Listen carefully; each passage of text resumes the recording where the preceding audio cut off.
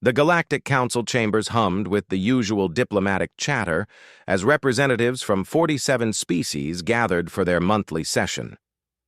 Ambassador Zelton of the Arkari shifted his crystalline form, the light patterns across his surface reflecting his boredom. Another routine meeting discussing trade routes and mining rights.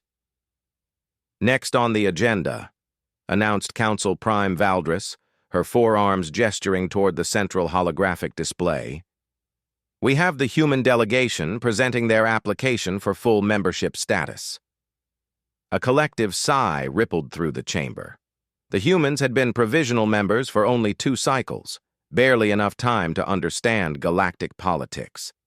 Their representative, Ambassador Sarah Chen, stood at the speaking podium, her small frame dwarfed by the massive assembly hall. Honorable Council members, Sarah began, her voice carrying clearly through the translation matrix. Humanity requests advancement to full membership based on our contributions to galactic peace and our proven ability to resolve conflicts through diplomatic means. Several representatives shifted uncomfortably. The Thrakari delegate, General Corvin, let out a rumbling laugh that echoed through his translator. Humans speak of peace, yet their homeworld's history shows nothing but warfare. How can a species so violent contribute to galactic harmony? Sarah's jaw tightened slightly, but she maintained her composure. Our past conflicts have taught us the value of peace. We've learned to channel our competitive nature into constructive purposes. Competitive nature, scoffed Ambassador Nelith from the consortium. Your species still practices blood sports. We've seen your boxing, your mixed martial arts, barbaric displays of primitive aggression. The Vorthan representative, a being of pure energy contained within a mechanical shell, pulsed with amusement. I've reviewed their entertainment media. Their fictional stories glorify war and violence. They celebrate warriors and fighters above scholars and peacekeepers. Sarah felt the familiar frustration building, but before she could respond, the chamber's emergency alert system activated. Red lights bathed the hall as a priority communication came through. Council Prime, the voice of Central Command crackled through the speakers. We're receiving a distress signal from mining station Omega-7 in the Kepler sector. The station is under attack by an unknown hostile force.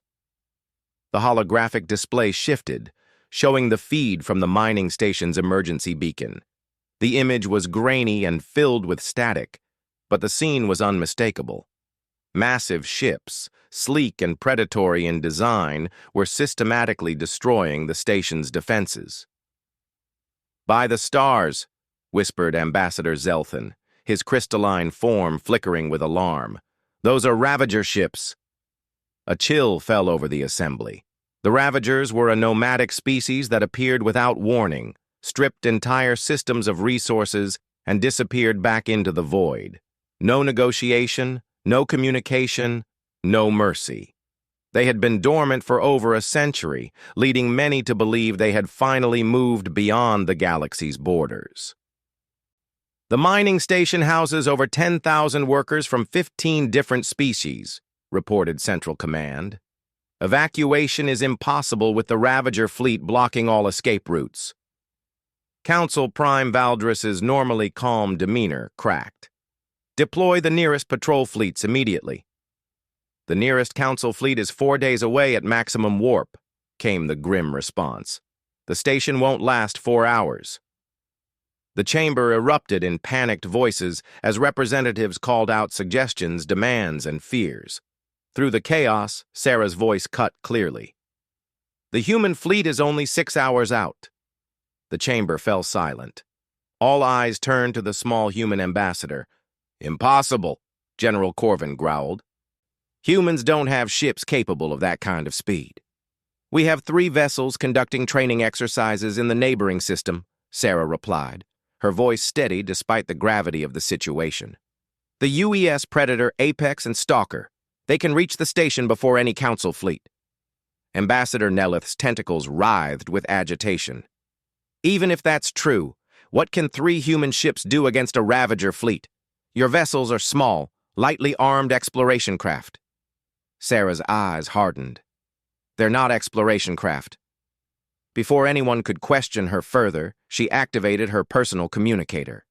This is Ambassador Chen. Authorization Code 77 Alpha. Execute Emergency Protocol Fenris. The communication went silent for a moment before a crisp military voice responded. Ambassador, this is Admiral Torres aboard the UES Predator. Emergency Protocol Fenris confirmed. We're moving to intercept the Ravager fleet at Mining Station Omega-7. Admiral, Sarah said, her diplomat's mask slipping to reveal something harder underneath. The Council will be monitoring. Show them what we really are. Copy that, Ambassador. The pack is hunting tonight. The transmission ended, and Sarah turned back to face the stunned Council members. You wanted to know about humanity's competitive nature? You're about to see it. Council Prime Valdris quickly activated the station's long-range sensors. Patch through the live feed from the Kepler sector.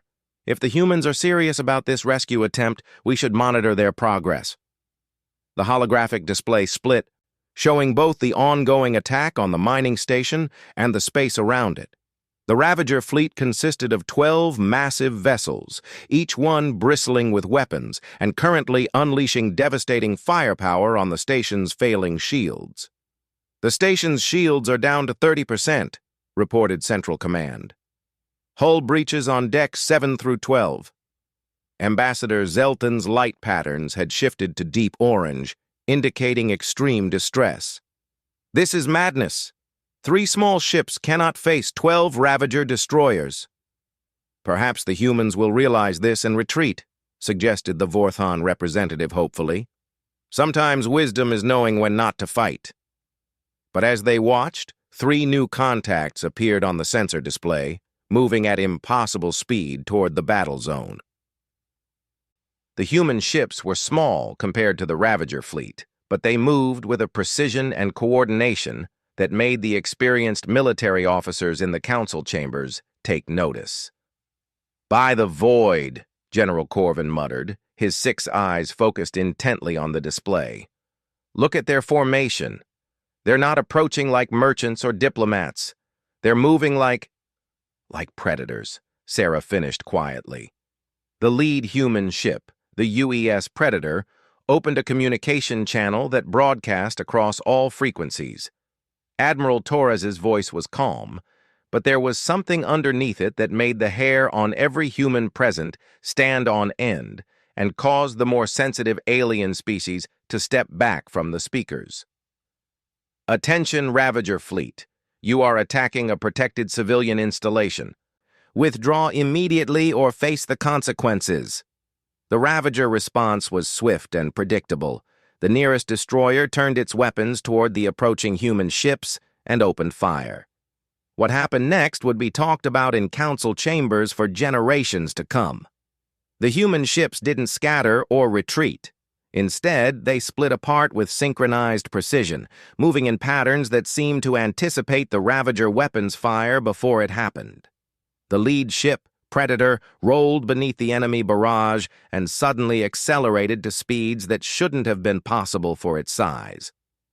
Those aren't civilian engines, General Corvin said, his voice filled with growing recognition and respect. Those are military-grade hunter drives. The Predator struck the first Ravager destroyer from below, its weapons focusing on specific points along the enemy hull with surgical precision. But these weren't the light plasma cannons typically mounted on council ships. The energy signatures were different, more focused, more devastating. Magnetic accelerator cannons, whispered the Thrakari general. Kinetic kill weapons. They're designed specifically for hunting large prey. The first Ravager ship shuddered under the impact. Its hull plates buckled and twisted. But instead of pressing the attack, the Predator immediately pulled away, allowing its 2 companion ships to sweep in from different angles. They're pack hunting, Ambassador Zelton observed, his crystalline form now pulsing with something approaching awe. Each ship has a specific role. They're coordinating like a single organism. The UES Apex had moved into position above the damaged destroyer, while the Stalker circled wide, cutting off potential escape routes. Their weapons fire was precise, targeted, designed not just to destroy but to disable and isolate. The first Ravager ship went dark, its engines destroyed and weapons offline. The human ships had neutralized it completely in less than 3 minutes. But rather than celebrate or move on to the next target, the human fleet regrouped and began moving toward the second Ravager destroyer with the same methodical precision. "They're not just fighting," Sarah said quietly, watching her species' ships move with deadly grace. "They're hunting!"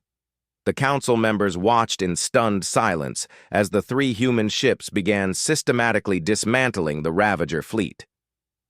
Each attack was coordinated, efficient, and absolutely ruthless. The humans didn't just destroy their enemies, they studied them, learned their patterns, exploited their weaknesses.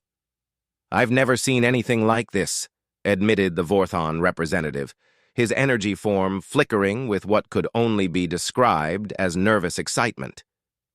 "They're treating this like a science." "The science of killing," General Corvin corrected, but there was no longer any mockery in his voice. "Look at how they move. They're not just reacting to the Ravager's attacks, they're predicting them." The 4th Ravager ship had tried to break away from the main battle, apparently attempting to escape with information about these new opponents. But the UES Stalker had anticipated this move and was waiting. The Ravager commander found himself facing a human ship that seemed to know exactly where he would run before he made the decision himself. "Pattern recognition," Sarah explained to the mesmerized council members. "We've studied every piece of footage, every report, every encounter with the Ravagers for the past century. We know how they think, how they fight, how they run." "You prepared for this," Council Prime Valdris said, and it wasn't a question. Sarah nodded. "We've been preparing for this our entire history. Every war we've fought, every conflict we've survived. It's all led to this moment. We learned to hunt on a world where everything was trying to kill us. We learned to fight wars against enemies who were stronger, faster, and better equipped. We learned to win." On the display, half the Ravager fleet was now disabled or destroyed. The remaining ships had clustered together in a defensive formation, but the human ships were already adapting their tactics. Instead of attacking directly, they began using the debris from destroyed Ravager vessels as cover, turning the battlefield itself into a weapon. "They're using the environment," observed Ambassador Nelith with something approaching admiration. "They're turning the battle space into an extension of themselves." The UES Predator launched what appeared to be a standard plasma torpedo, but instead of targeting a ship, it struck a piece of floating debris. The explosion sent massive chunks of hull plating spinning into the Ravager formation, forcing them to break their defensive posture. The moment the Ravagers scattered, the human ships struck. 3 targets simultaneously, 3 perfectly coordinated attacks, 3 more enemy ships disabled before they could reform their defenses. "Magnificent," General Corvin breathed. "They fight like the legends say our ancestors did, before we became civilized. They fight like the wars mean something." The remaining Ravager ships tried one final desperate strategy. They turned all their weapons on the mining station itself, attempting to use the civilian lives as leverage. The response from the human fleet was immediate and terrifying. "All Ravager vessels," Admiral Torres's voice cut across the communications array, and now there was no mistaking the Predator's growl underneath the professional tone. "You have just threatened civilians under our protection. There will be no quarter." The 3 human ships moved as one, abandoning all defensive postures and throwing themselves directly into the Ravager formation. But this wasn't the calculated hunting they had displayed before. This was something primal and unstoppable. "They've gone from hunters to avengers," Sarah said quietly. "You don't threaten their pack." The final phase of the battle lasted less than 10 minutes. When it was over, 12 Ravager destroyers were either completely destroyed or dead in space. The human fleet had taken minor damage, but all 3 ships were still operational. UES Predator to Mining Station Omega-7. Admiral Torres's voice was once again calm and professional. The threat has been neutralized, beginning rescue operations for any survivors. The council chamber was completely silent. 47 species of beings who had spent centuries learning to resolve conflicts through negotiation and compromise had just watched 3 human ships destroy an entire Ravager fleet with the kind of efficiency that made their military advisors weak with shock. Council Prime Valdris finally found her voice. Ambassador Chen, your ships, what you just showed us. Sarah turned to face the assembly, and for the first time since she had taken the position, she allowed her diplomatic mask to fall completely away. What the council members saw underneath was something that had been hidden behind human smiles and peaceful negotiations for 2 years. You asked what humanity could contribute to galactic peace, she said, her voice carrying the echo of 10,000 years of warfare, survival, and victory. We can contribute the one thing that peace sometimes requires. She gestured toward the display, where the human ships were now moving among the wreckage, searching for survivors and eliminating any remaining threats. We can contribute the knowledge that some enemies can only be stopped by superior predators. The chamber remained silent as the implications sank in. The humans hadn't just defeated the Ravagers. They had done it with a level of tactical sophistication and ruthless efficiency that suggested this was far from their first battle of this kind. How long? General Corvin asked finally. How long have you been preparing for this? Sarah's smile was neither diplomatic nor reassuring. Since the first human looked up at the stars and wondered what might be hunting us out there. As the emergency session continued and the council members tried to process what they had witnessed, one thing became abundantly clear. Humanity's application for full membership would need to be reconsidered in an entirely new light. 3 days after the Kepler sector incident, the council chambers were far from their usual state of diplomatic calm. Emergency sessions had been called every day since the human fleet's devastating display against the Ravager force, and the debates were growing more intense with each passing hour. Ambassador Sarah Chen sat in the human delegation area, reviewing reports on her tablet while the other species representatives argued around her. The composed diplomat who had stood before them during the attack was gone, replaced by someone who seemed to embody the same quiet confidence they had heard in Admiral Torres's voice. The question before us is not whether the humans are effective fighters, Council Prime Valdris was saying, her 4 arms gesturing toward a holographic analysis of the battle. The question is whether we can trust a species that has been hiding their true military capabilities from this council for 2 years. General Corvin, the Thrakari representative who had once mocked humanity's violent history, stood to address the assembly. His massive form commanded attention as he spoke. I have spent the last 3 days analyzing the tactical data from the Kepler engagement. What the humans demonstrated was not simply military prowess. It was the application of warfare as a science. He activated his personal display, showing a breakdown of the human fleet's movements during the battle. Every maneuver was calculated. Every shot was placed with surgical precision. They didn't just defeat the Ravagers. They studied them, adapted to them, and eliminated them with the efficiency of a species that has turned combat into an art form. Ambassador Zelthan's crystalline form flickered with nervous energy. That's precisely what concerns many of us, General. If humans can hide ships like that, what else are they concealing? Sarah finally looked up from her tablet, her expression neutral. We haven't concealed anything. We simply haven't volunteered information you didn't ask for. Semantics, snapped Ambassador Nelith, her tentacles writhing with agitation. You presented yourselves as explorers and diplomats while maintaining a military fleet capable of destroying threats that have terrorized the galaxy for centuries. And you're complaining about this? Sarah's voice carried a hint of the steel they had witnessed during the battle. We saved 10,000 civilian lives from 15 different species, including some of yours. The Vorthan representative pulsed with nervous light. No one is ungrateful for the rescue, Ambassador Chen. But the implications of your species' capabilities raise serious questions about the balance of power in this council. Sarah stood slowly, and something in her movement made several of the more perceptive representatives step back instinctively. You want to talk about implications? Let me share some data with you. She activated the central holographic display, and the chamber filled with images of human ships, human weapons, and human military installations. But these weren't the exploration vessels and scientific outposts the Council had seen in previous presentations.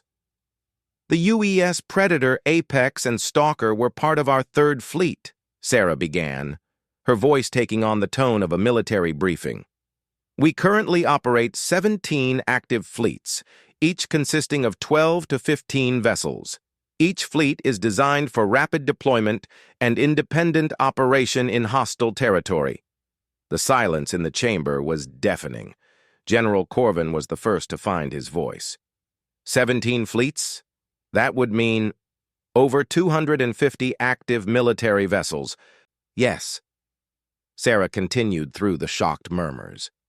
This doesn't include our defensive installations, our supply ships, or our reconnaissance assets. Council Prime Valdris leaned forward, her expression grim. Ambassador, you're describing a military force larger than the combined Council defense fleet. Larger, faster, and specifically designed to hunt and kill threats like the Ravagers, Sarah confirmed. We've been preparing for galactic-scale warfare since the day we learned we weren't alone in the universe. Ambassador Zelthan's light patterns shifted to deep red, indicating extreme alarm. You've been preparing to fight us? Sarah's laugh was not entirely pleasant. No, Ambassador. We've been preparing to fight for you. She gestured to the display, showing recordings of Ravager attacks from across the galaxy over the past century. While the Council was developing trade agreements and cultural exchanges, we were studying every hostile force that had ever threatened galactic civilization.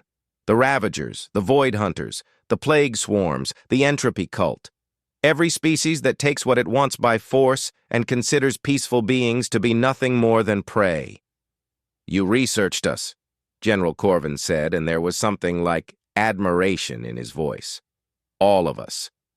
Of course we did, Sarah replied matter-of-factly. Rule 1 of survival. Know your environment. That includes understanding every potential threat and every potential ally.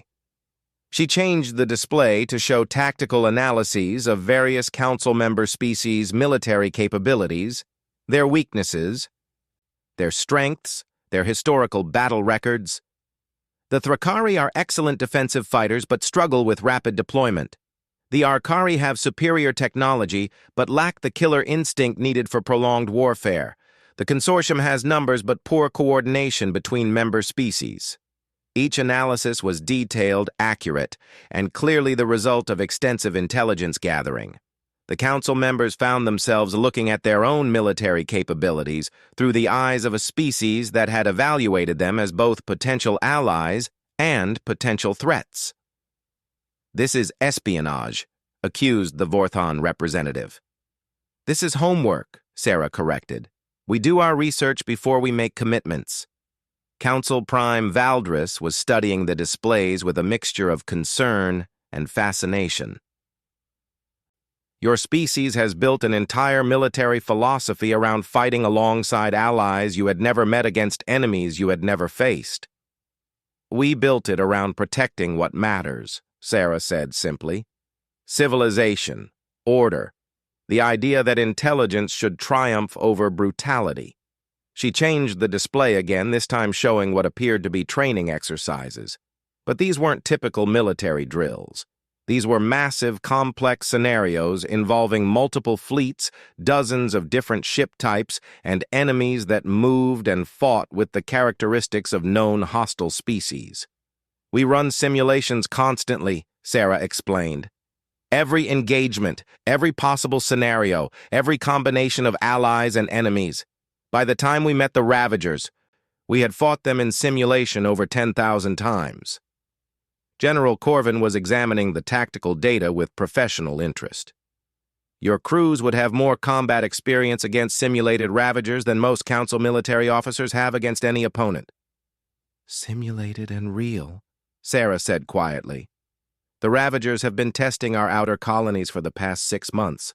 Small raids, probing attacks, gathering intelligence. We've been hunting their scout fleets while you've been debating mining rights." The chamber erupted in shocked voices. This was intelligence that should have been shared with the Council immediately. "Why didn't you report these attacks?" demanded Council Prime Valdris. Sarah's expression hardened. "Because every time we've tried to warn the Council about emerging threats, we've been told that humans see dangers where none exist, that our violent nature makes us paranoid, that peaceful species resolve conflicts through negotiation, not preemptive action." She gestured toward the empty space where the Ravager fleet had been 3 days earlier. "How did negotiation work out for Mining Station Omega-7? The accusation hung in the air like a challenge. Several of the Council members who had previously dismissed human warnings about various threats now found themselves reconsidering those conversations. Ambassador Nelith's tentacles drooped with what might have been shame. "You're saying you knew this attack was coming?" "We knew the Ravagers were active again. We knew they were gathering intelligence on Council installations. We knew they were building up for something big." Sarah's voice was controlled, but the frustration underneath was clear. "We tried to warn you. We were told we were being alarmist." The Arcari delegate's light patterns shifted to blue-white, indicating deep thought. "If you knew an attack was imminent, why weren't your fleets positioned to respond more quickly?" Sarah's smile was grim. "Who says they weren't?" She activated a new display showing the positioning of human fleets across the galaxy. The pattern that emerged was subtle but unmistakable. Every major Council installation, every critical trade route, every strategically important system had human ships within rapid response distance. "You've been guarding us," General Corvin said, his voice filled with a mixture of awe and concern. "Without our knowledge, without our permission, you've been maintaining a protective perimeter around Council space." "We've been doing our job," Sarah corrected, "protecting civilization from those who would destroy it." Council Prime Valdris was quiet for a long moment, studying the deployment patterns. "How many threats have you eliminated that we never knew existed?" Sarah consulted her tablet. "In the past year, 47 Void Hunter incursions, 12 Plague Swarm scout ships, 23 attempted infiltrations by Entropy Cult sleeper agents, and over 200 Ravager probe attacks." The numbers hit the Council like a physical blow. They represented a level of constant threat that most of the peaceful species had never imagined. "Why?" asked Ambassador Zelthan, his crystalline form now pulsing with confused patterns. "Why protect species that didn't even acknowledge the threats you were fighting?" Sarah was quiet for a moment, considering her answer. When she spoke, her voice carried the weight of species memory. "Because that's what humans do. We protect the pack." She gestured toward the assembled Council members. "You are our pack now. Whether you realize it or not, whether you want to be or not, you are under our protection." "And if we don't want your protection?" demanded the Vorthan representative. Sarah's expression didn't change, but something in her eyes grew cold. "Then you're free to try handling the next Ravager fleet on your own." The threat was delivered calmly, almost conversationally, but every being in the chamber understood its implications. The humans weren't asking permission to protect Council space. They were informing the Council that protection was being provided, and withdrawal of that protection was an option. General Corvin was studying the tactical displays with renewed interest. Your ships at Kepler. They weren't just responding to an emergency. They were already in position because you expected an attack. We've been tracking the Ravager fleet for 2 weeks, Sarah admitted. We knew they were moving toward Council space. We just didn't know which target they would choose. You used the mining station as bait, accused Ambassador Neelith. Sarah's eyes flashed with anger. We used ourselves as bait. Our fleet was ready to intercept them regardless of their target. The fact that they chose a civilian installation just made the hunt more urgent. She brought up recordings from the battle, focusing on the human ship's movements. Look at our approach vectors. We came in from the far side of the system, putting ourselves between the Ravagers and any potential escape route. If they had tried to run, they would have run straight into the rest of our battle group. The rest of your battle group? Council Prime Valdris asked weakly. Sarah nodded. The 7th Fleet was positioned at the system's edge. 15 ships ready to prevent any Ravager vessel from escaping with intelligence about our capabilities. The revelation that an entire fleet had been present, hidden, and ready sent another wave of shock through the assembly. The battle they had witnessed hadn't been a desperate rescue mission. It had been a carefully planned military operation with overwhelming force held in reserve. You could have ended the battle in minutes, General Corvin observed. Why did you use only 3 ships? Sarah's smile was predatory. Because we wanted the Ravagers to report back what they learned. We wanted them to understand that 3 human ships could destroy 12 of their best destroyers. We wanted them to know that we're hunting them. The psychological warfare aspect of the engagement became clear. The humans hadn't just defeated the Ravager attack. They had sent a message designed to spread fear among their enemies. The next time Ravagers consider attacking Council space, they'll remember what happened at Kepler, Sarah continued. They'll hesitate, they'll second-guess, they'll know that somewhere in the darkness human ships are watching and waiting. Council Prime Valdris stood slowly, her expression thoughtful. Ambassador Chen, I need to ask you directly. What does humanity want from this council? Sarah met her gaze steadily. Partnership. Not membership, not subservience, not dominance. Partnership. And if the council chooses not to partner with humanity? Sarah's answer came without hesitation. Then we'll continue to do what we've always done. We'll protect those who can't protect themselves, hunt those who prey on the innocent, and ensure that civilization survives. She stood and began gathering her materials. The Council has a choice to make.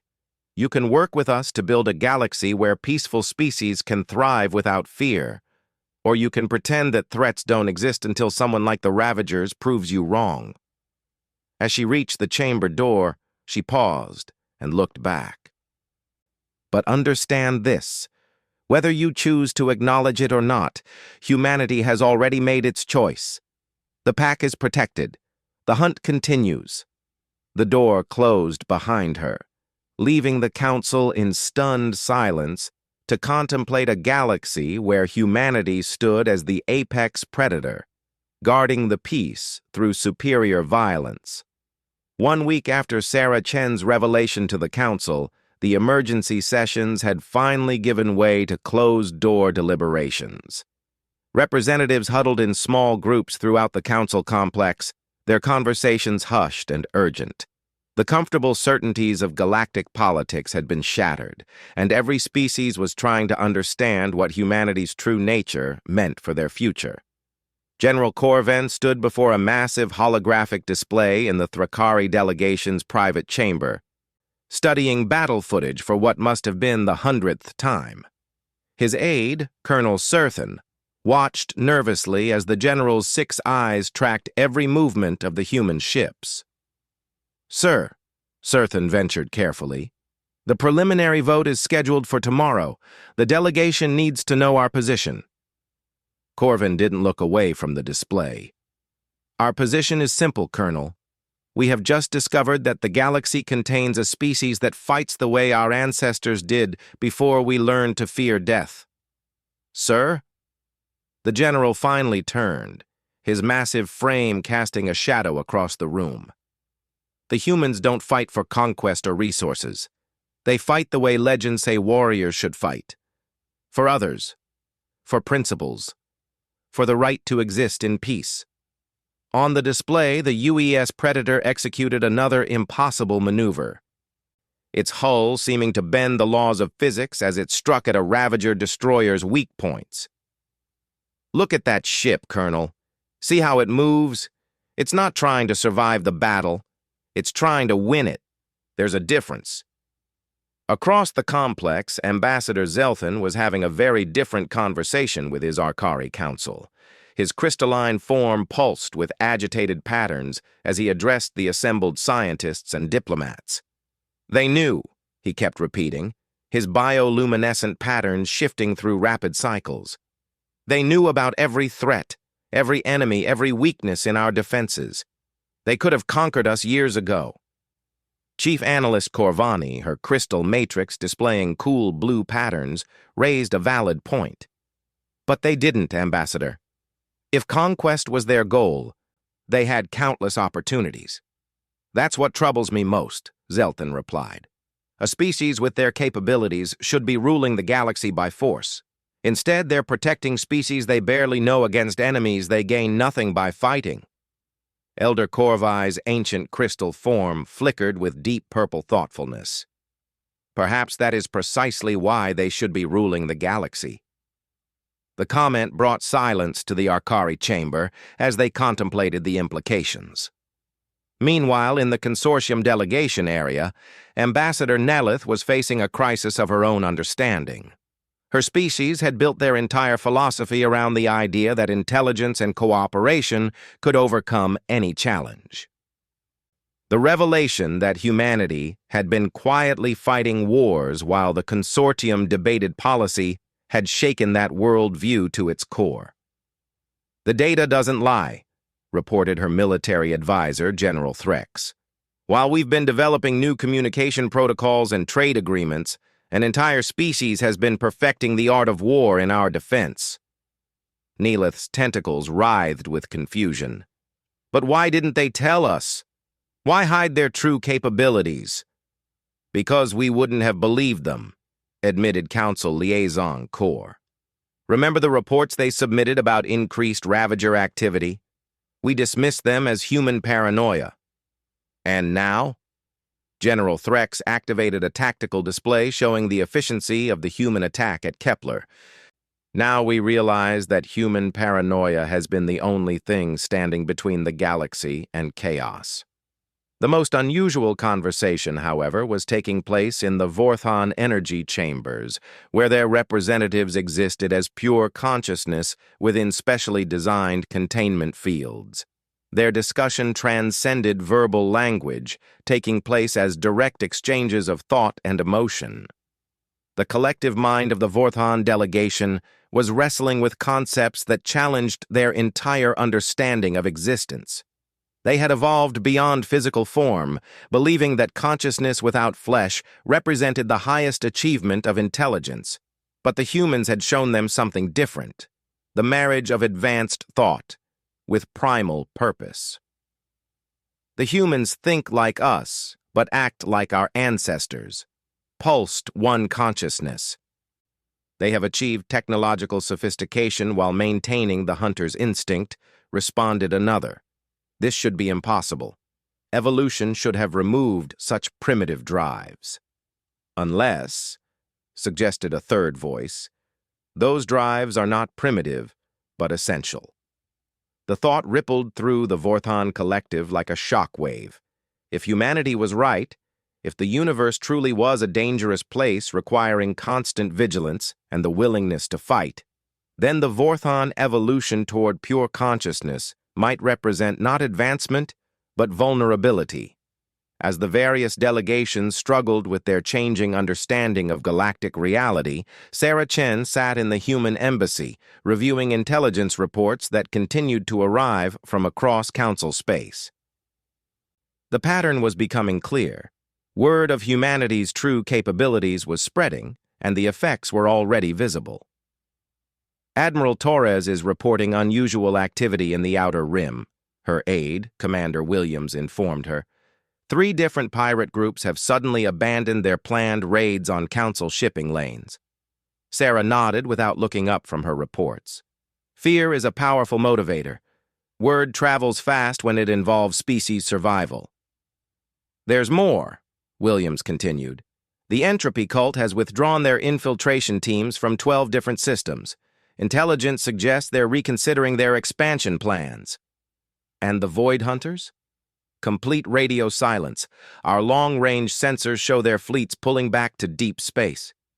Sarah finally looked up, a grim smile on her face. Sometimes the best war is the one you never have to fight. Her personal communicator chimed with an incoming message from an unexpected source. The transmission bore the identification codes of the Ravager High Command. Ambassador Chen, the mechanical translation couldn't hide the alien inflection of the Ravager commander's voice. This is War Prime Kethak of the Ravager Dominion. We request immediate negotiation. Williams started to reach for the communication controls, but Sarah held up a hand to stop him. War Prime, this is Ambassador Chen. I'm listening. The engagement at the mining station has been analyzed by our tactical councils. Your species presents combat capabilities that exceed our projection models. The Dominion wishes to discuss territorial boundaries. Sarah's expression didn't change, but Williams could see the satisfaction in her eyes. I'm afraid I don't understand, War Prime. The Ravager Dominion doesn't negotiate territorial boundaries. The Ravager Dominion recognizes superior predators, came the reply. Your species has demonstrated hunting capabilities that command respect. We propose division of hunting grounds to avoid unnecessary conflict. It was an unprecedented moment in galactic history. The Ravagers, who had terrorized spacefaring civilizations for millennia, were asking for a peace treaty. I'll need to consult with my government, Sarah replied diplomatically. In the meantime, I trust the Dominion will avoid any actions that might be considered provocative. Council space is marked as restricted hunting grounds, the War Prime confirmed. Our fleets will maintain distance until negotiations conclude. The transmission ended, leaving Sarah and Williams staring at the communication console in amazement. Ma'am, Williams said quietly, did we just negotiate a peace treaty with the Ravagers without firing another shot? We negotiated a recognition of strength, Sarah corrected. The peace treaty comes later, with the Council's involvement. The next morning, the Council chambers were packed beyond capacity as representatives gathered for the vote on humanity's membership status. But the atmosphere had changed dramatically from the routine session of a week earlier. The casual dismissal of human capabilities had been replaced by a nervous respect that bordered on fear. Council Prime Valdris called the session to order, her 4 arms gesturing for quiet. Before we proceed with the vote, I understand several delegations wish to make statements. General Corvin rose first, his massive frame commanding instant attention. The Thrakari delegation has reached a unanimous decision. We support not only full membership for humanity, but propose the immediate creation of a joint military command structure with human forces taking the lead in galactic defense coordination. The statement sent ripples of shock through the chamber. The Thrakari, proud of their own military traditions, were essentially proposing to subordinate their forces to human command. Ambassador Zelton was next, his crystalline form pulsing with steady patterns that indicated firm resolve. The Arkari Collective concurs with the Thrakari proposal. Our analysis indicates that human strategic capabilities exceed our own by several orders of magnitude. Logic dictates that superior commanders should lead. Ambassador Nelith rose slowly, her tentacles moving in patterns that indicated deep emotional conflict. The consortium has always believed that cooperation and understanding could resolve any crisis. we have learned that sometimes cooperation requires acknowledging that one partner brings capabilities that others cannot match. We support human leadership in military matters while maintaining our commitment to diplomatic solutions. The Vorthon representative's energy form pulsed with complex patterns as it spoke through its translation matrix. The Vorthon consciousness has experienced what humans might call an epiphany. We believed that evolution beyond physical form represented the pinnacle of development. Humanity has shown us that the marriage of advanced intelligence with primal purpose may represent a superior evolutionary path. We support not only membership but formal recognition of humanity as the galaxy's primary defense force. The pattern was clear. Every major council member was not just accepting humanity's membership, but actively supporting human military leadership. It was unprecedented in galactic politics. Council Prime Valdris looked toward the human delegation area where Sarah sat with her usual calm composure. Ambassador Chen, how does humanity respond to these proposals? Sarah stood slowly, and for the first time since the crisis began, she allowed her diplomatic mask to slip completely. What the council saw was not the polite representative who had been arguing for membership a week earlier. What they saw was the avatar of a species that had clawed its way to the top of every food chain it had ever encountered. The United Earth government accepts the offer of full council membership, she said, her voice carrying clearly through the vast chamber. We also accept the responsibility of galactic defense coordination, with the understanding that this authority comes with accountability. She activated the central display, showing a comprehensive defense network that spanned the entire galaxy. Effective immediately, human fleets will establish permanent patrol routes covering all council space and major shipping lanes. We will maintain rapid response forces positioned to counter any threat within 6 hours. The scope of the operation was staggering. It represented a military commitment that dwarfed anything the Council had ever attempted. However, Sarah continued, this protection comes with conditions. The chamber fell silent as delegates waited to hear humanity's price for galactic security. First, intelligence sharing becomes mandatory. Every species contributes all available information about potential threats, historical encounters, and tactical data. No more dismissing warnings as paranoia. Nods around the chamber indicated agreement. Second, combined military exercises will be conducted quarterly. Human tactics and strategies will be taught to council forces. We fight as one military force, not as separate species with different approaches. More nods. Third, research and development becomes collaborative. Human weapons technology, ship design, and tactical innovations will be shared with council members. In return, we expect access to your scientific advances, sensor technology, and manufacturing capabilities. This was unprecedented generosity. Military technology was typically the most closely guarded secret of any species. And finally, Sarah's voice grew harder, humanity reserves the right to take preemptive action against threats deemed imminent. We will not wait for attacks on civilian populations to prove that dangers are real. Council Prime Valdris was quiet for a moment, considering the implications. You're asking for the authority to start wars. I'm asking for the authority to prevent them, Sarah corrected. There's a difference between striking first and striking to protect. The debate that followed was intense but brief. The council members had seen what happened when humanity's warnings were ignored. They had watched the efficiency with which human forces eliminated threats that had terrorized the galaxy for centuries. When the vote was finally called, it was unanimous.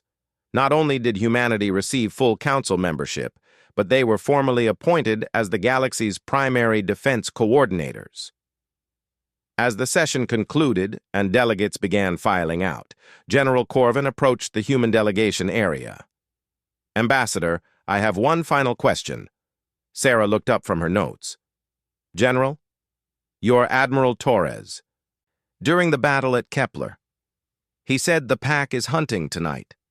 I understand the reference to pack hunting, but why tonight? It was the middle of the day cycle.